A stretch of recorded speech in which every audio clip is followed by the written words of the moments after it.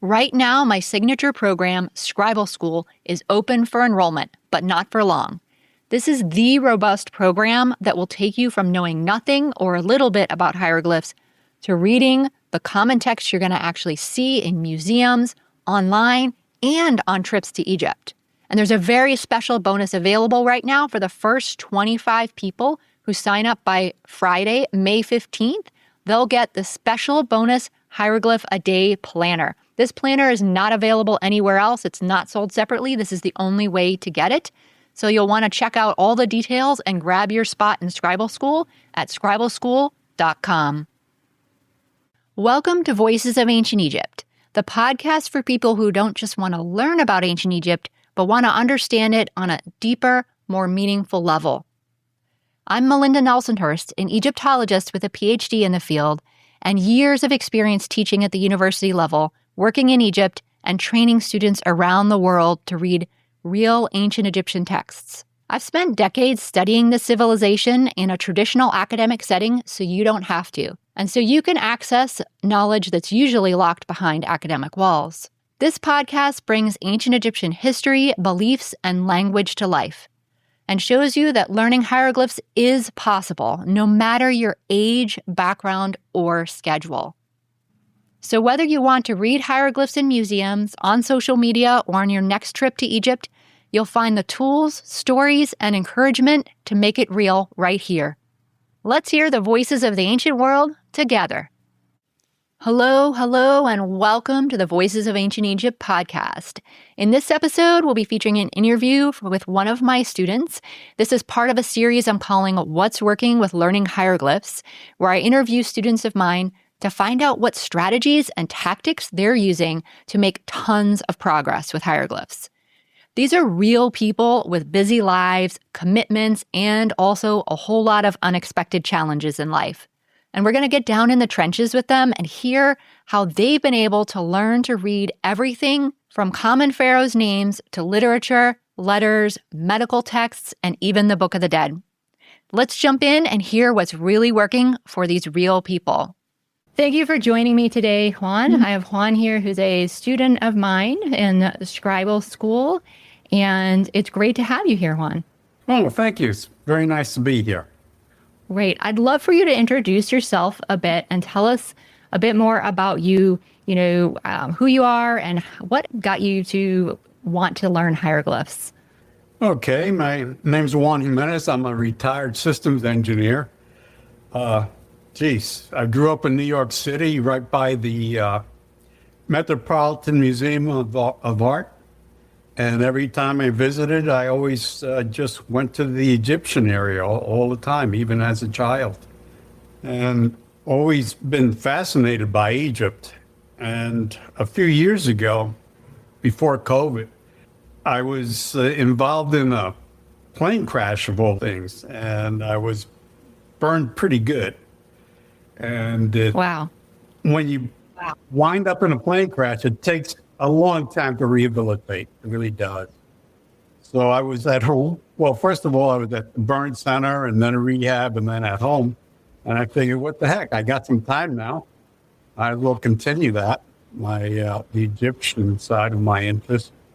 And I started by online courses. I took a course by name of Decoding the Secrets of Egyptian Hieroglyphics. And then he recommended some books, and I tried one by a gentleman by the name of Mark Collier, Beginning Hieroglyphics. And I found those to be a little tedious, especially when they go into the base, a little bit more in depth than I wanted to. And I found it to be a little bit more confusing. And then I came across on the internet Melinda's comical and very enjoyable animations. And I thought, gee, I like this. It was very short and it made sense. And I thought, well, maybe she really knows a better way of coming across with something that can be really challenging at times. And may I say frustrating at times and discouraging, but you have to stick with it. So I learned through, and I really enjoyed her a school for scribes, the Scribal School. It was very well put together. very understandable. It made sense of what I wanted to learn to do when I went to Egypt, when I was planning to go to Egypt, which was to be able to read inscriptions. Not all of it, but just the basics. Because in some of these temples and tombs that you visit in Egypt, every square inch has a hieroglyphic, and it could be overwhelming. And, in doing Melinda's course, all I wanted to learn was to be able to block something out and learn the meaning of it and be able to move on to the next one and block that out and learn the meaning of it. And it's been very fascinating. I enjoyed my time in Egypt. I enjoyed visiting. I enjoyed talking to other tourists about it. And I highly recommend it. Great. Thanks so much, Juan. It sounds like you've gone through a lot of different experiences there with learning. I'd love to hear a little bit more about sort of, if we will rewind the tape a little bit to maybe like right before you joined Scribal School. And you said you'd been trying some books, but felt that they were a bit too complicated or dense maybe with that. So I'd love to hear about sort of like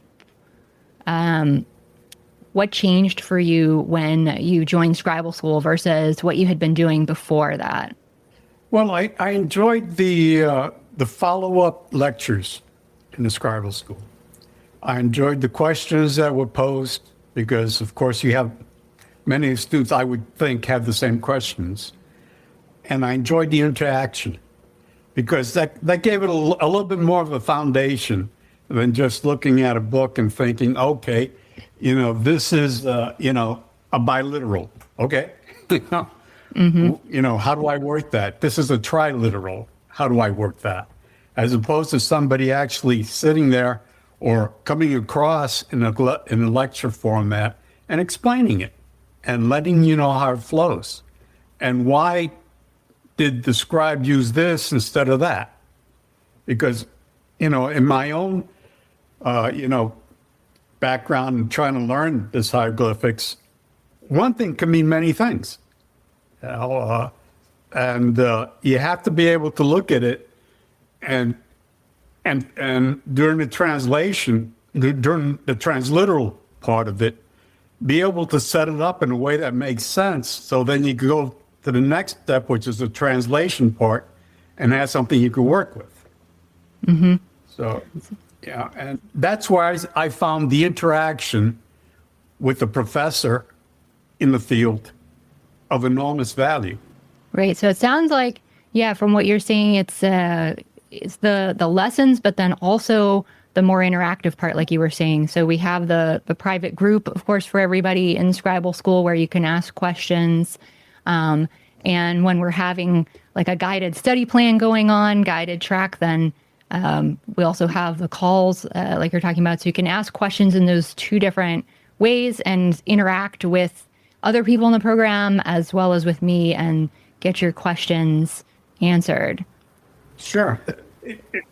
It makes for a better baseline for the next series, within, for the next lesson. It really does. Mm-hmm. Right. So you feel like you're really ready to take that, then the next step. So I'd love to hear a little more about what's changed for you since starting Scribal School. I know you mentioned visiting Egypt and also having spent a fair amount of time at the Metropolitan Museum. So I'd love to hear a little more, like paint a picture of sort of what's changed since before to now when you go to Egypt or a museum. Like what's an experience you've had that maybe you had kind of like a wow moment or you surprised yourself? Well, just the confidence of being able to look at something and make sense of it, And, like I mentioned earlier, when you go to some of these places in the tombs in Luxor or the Ramesseum and things of that nature, there is so much out there hieroglyphic-wise. And you have to have the confidence to look at it and say, yeah, it might take me a little while, but I think I can make sense of this. Or when you visit Karnak and you see an obelisk, and you could look at it and say, okay, I could read from the cartouche who the pharaoh was at the time when this thing was erected. instead of just looking at it and saying, hey, that's great. I could read a little bit about it and I can know, oh yeah, this was Hatshepsut, or this was Ramesses II, or something of that nature, just by looking at their names. And that in itself can be complicated because every pharaoh seems to have 5 names, So just being able to make, to figure out which cartouche has the name that we know him from or know her from, as opposed to the other information that's written. It's just gives you the confidence to try, to learn. And once you do get it, you feel pretty good about yourself. I love that. So you have this sort of newfound confidence from that where you can actually walk into a museum and be like, yeah, I'm going to read this. Mm-hmm. And sometimes some parts, like you said, might take you some time, but you know that it's something that you can do now.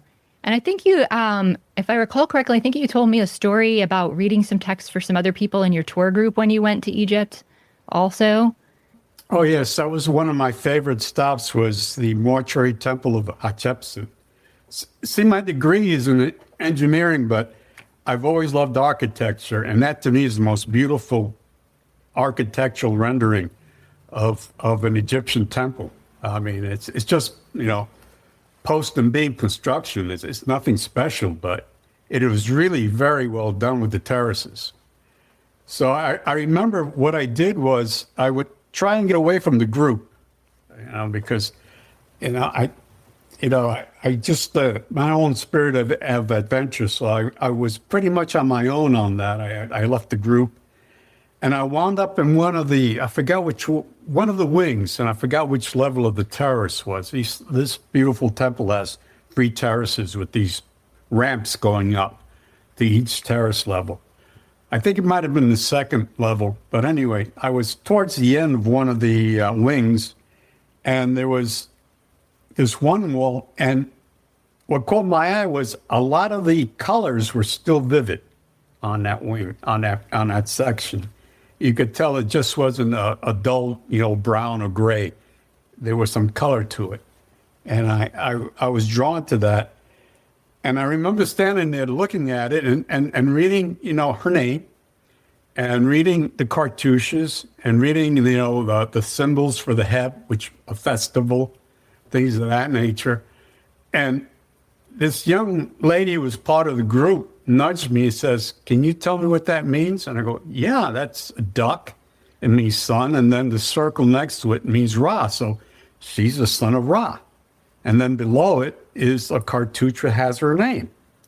So I was able to explain, decipher the name for her. And she knew the symbol for Ankh, but there was a triangle, which is D, to give. So, I explained to that. That means that, gives life. And then, there was this thing, she says, what's the basket? And that was me, gives life, like, and then Ra. And then the last one was the symbol for forever.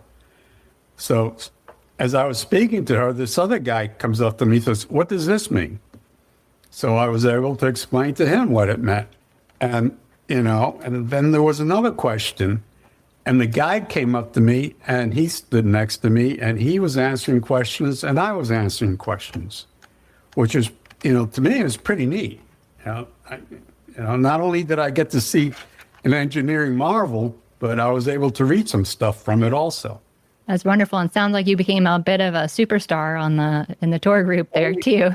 Yeah. Afterwards, that evening at the hotel, they bought me a few beers. That sounds great. They obviously really appreciated your knowledge and sharing it with them too, and I'm sure that enhanced the experience for them as well. And you getting to use your skills, and not just for you, but to be able to share it with others, of course, can take it to another level too.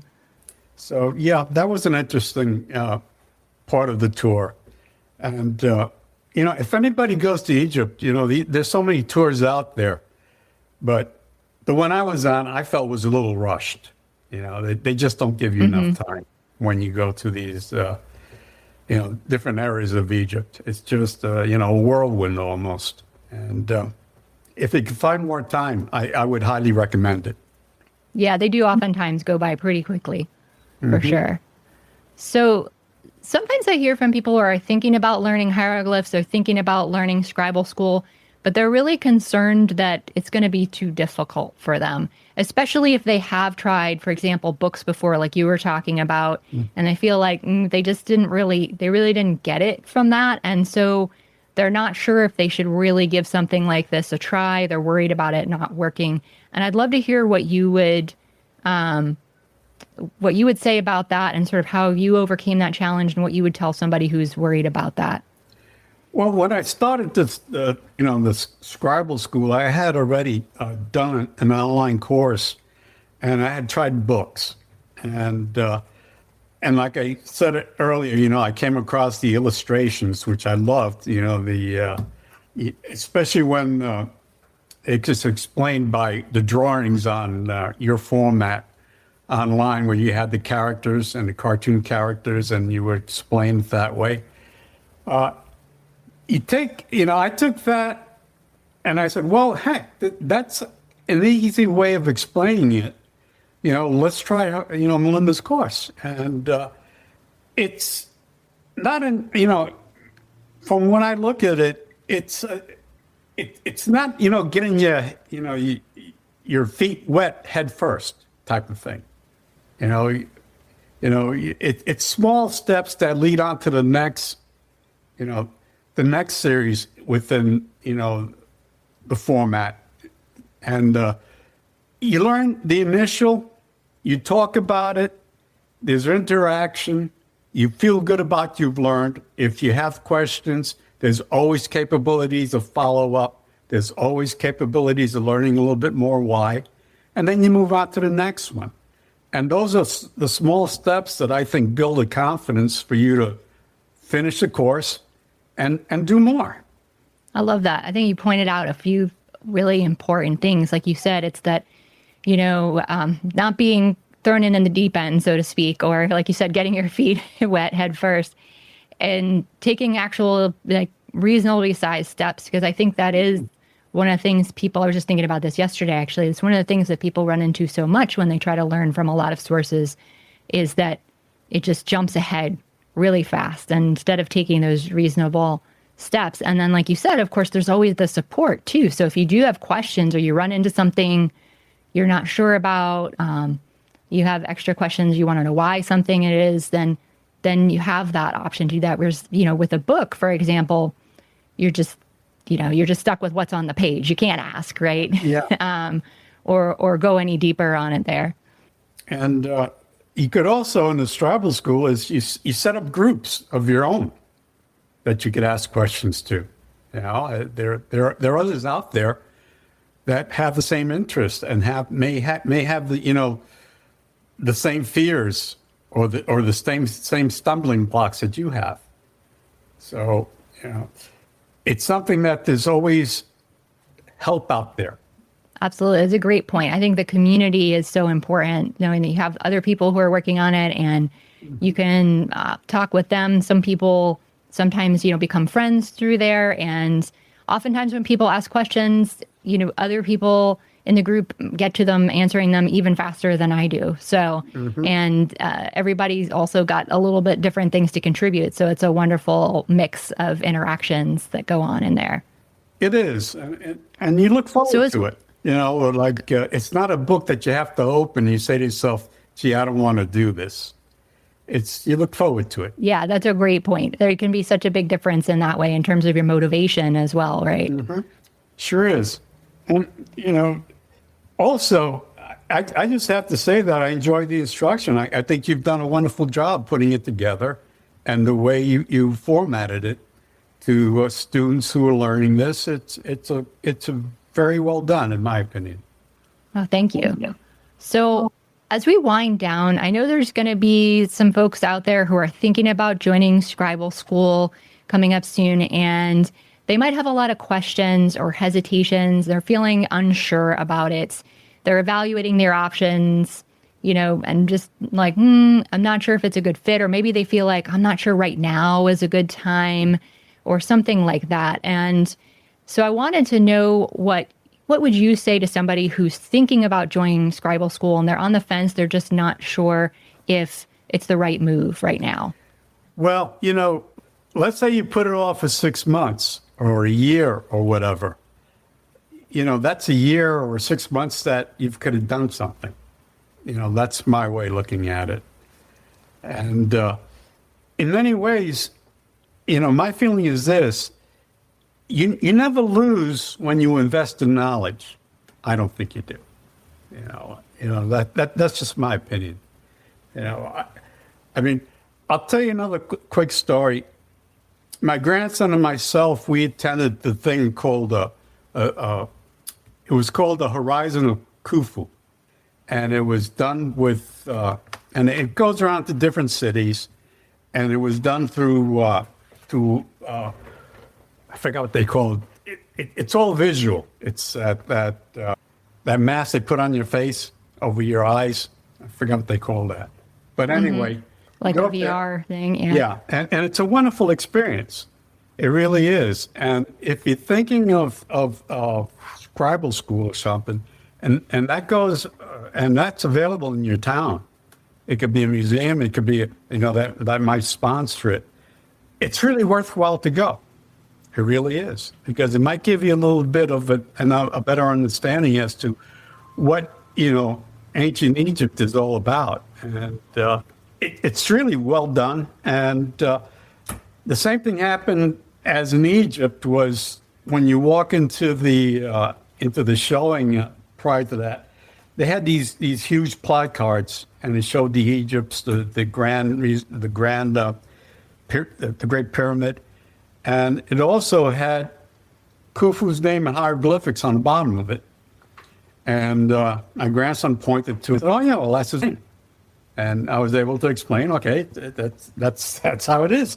In the cartouche itself, the vipers and F, the circle with the lines is KH, and the quail is a U. So it's a thing, Khufu, and it's in the cartouche.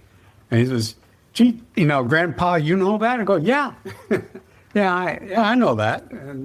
And these are things that you look at that just may pop up.